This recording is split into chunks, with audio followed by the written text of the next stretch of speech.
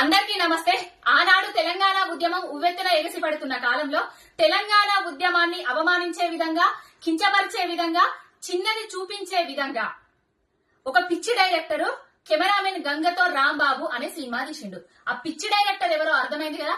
పూరి జగన్నాథ్ అనే ఒక తలకు మాసినోడు. చిన్న చిన్న బట్టలేసి హీరోయిన్లకు డ్రగ్స్, మందుదాగుడు గిసొంటియే ఉంటాయి. రౌడీయిజం, గూండాయిజం ప్రేరేపించే విధంగా ఉంటాయి వాని సినిమాలు. ఒక ఫ్యామిలీ అందరు కలిసి చూసే విధంగా అస్సలుండే.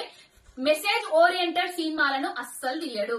ఆనాడే కెమెరామెన్ గంగతో రాంబాబు సినిమా తీసినప్పుడే వానికి తగిన బుద్ధి చెప్పేది ఉంటే ఈనాడు ఇంతటికి తెగించేవాడు కాదు. ఎందుకంటున్నా అంటే ఒక్కసారి పాటిను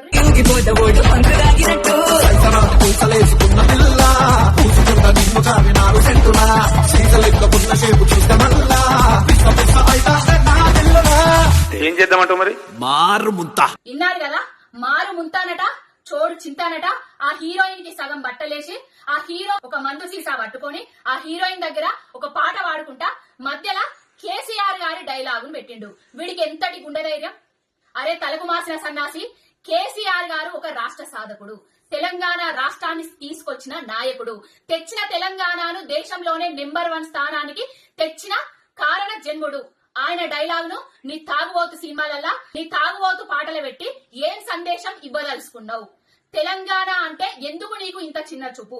తెలంగాణ నాయకులంటే నీకెందుకు ఇంత చిన్న చూపు? ఏం బలుపెక్కి కొట్టుకుంటున్నారా? మీ ఆంధ్ర ఓరియంటెడ్ సినిమాలల్లా మీకు ఇష్టం వచ్చిన రాజకీయ నాయకుడి డైలాగులు పెట్టుకోర్రి, కానీ కేసీఆర్ గారి డైలాగులను పెట్టి కేసీఆర్ గారిని అవమానించే విధంగా, తెలంగాణను అవమానించే విధంగా చేస్తున్నావు. ఖబర్దార్ పూరి జగన్నాథ్, నీ పాటలకెళ్లి వెంటనే కేసీఆర్ గారి డైలాగును తొలగించాలి. తొలగించని ఎడల నీ ఇంటిని ముట్టడిస్తాం బిడ్డ. ఆడోళ్ళం అందరం కలిసి నీ సినిమాను తెలంగాణ రాష్ట్రంలోనే నడవకుండా చేస్తాము. తక్షణమే నీ తాగుబోతు పాటలకెళ్లి కేసీఆర్ గారి డైలాగును తీసేసి కేసీఆర్ గారి క్షమాపణ చెప్పకుంటే నీకు తగిన బుద్ధి చెప్పుడు గ్యారంటీ.